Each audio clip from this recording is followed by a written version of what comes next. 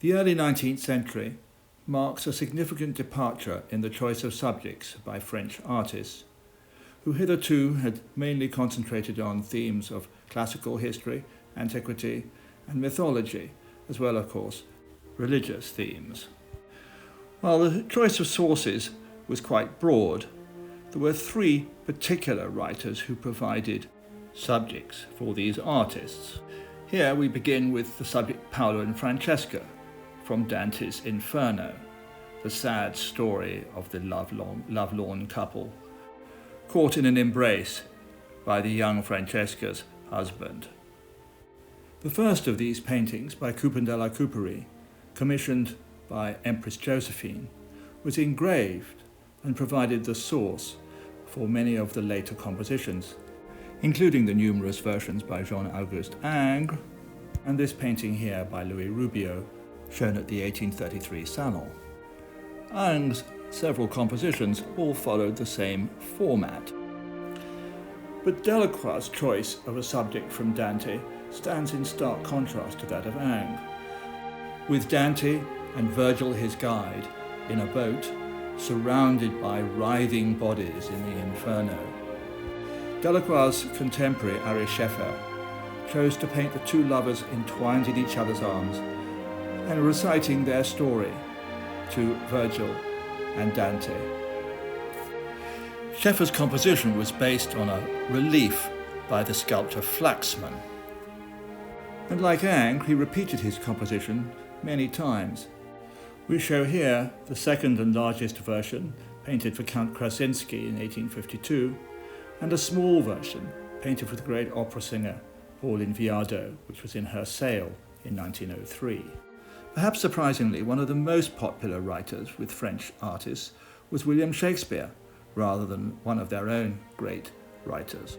French painters chose English historical scenes as portrayed by Shakespeare, and here, one of the most famous incidents, the murder of Desdemona by her jealous husband, Othello.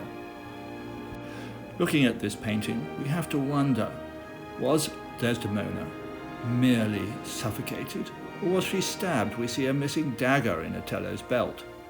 Shakespeare records Desdemona saying some final words after she has been suffocated. Quite impossible, of course. So perhaps she was stabbed in the back and suffocated, although in these two movie stills, the first with Orson Welles blacked up, strangling Desdemona, the second with Paul Robeson after the deed has been done, have no evidence of a dagger. Delacroix had a particular affection for Shakespeare and painted this scene of Hamlet in the graveyard being presented with Yorick's skull no less than 3 times, as well as engraving the scene. Delacroix made no particular attempt here to present the characters in historical dress, just as some filmmakers have cast them in contemporary guise.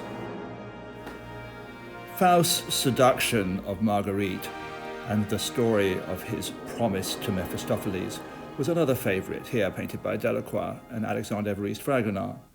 In the latter, when Mephistopheles first makes his appearance, and in the former, when Faust actually makes his contract with Mephistopheles. Faust sought to make himself young and good-looking, and here we see him with the beautiful, innocent Marguerite, and the wicked Mephistopheles behind, plotting their downfall.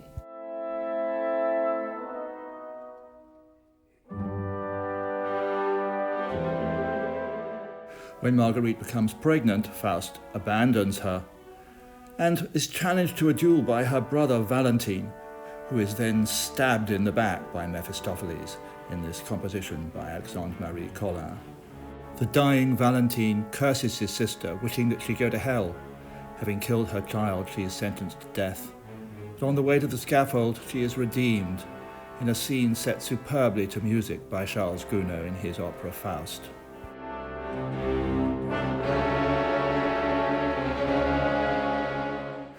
Another popular author with French painters was Lord Byron, and here Delacroix, in a scene not dissimilar to his bark of Dante, paints Don Juan's shipwreck.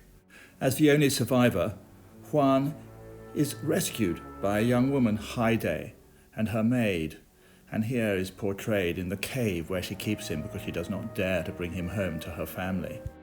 Byron's libertine Don Juan was actually based on a story by Tirso de Molina, which provided the source for Lorenzo da Ponte's libretto for Mozart's opera Don Giovanni.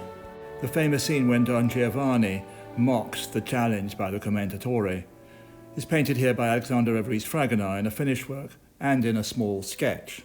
When the final hour arrives and Don Giovanni, or Don Juan, is summoned to his last and fatal meeting with the ghost of the commendatore, Alexander of Ries-Fragonard has painted the subject twice in slightly different ways.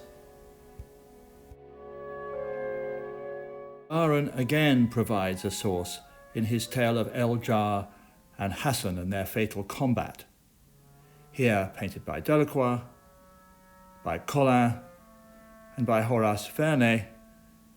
These three works shown at the Exposition pour les Grecs of 1826, but only Horace Vernet's painting was accepted by the Salon jury the following year.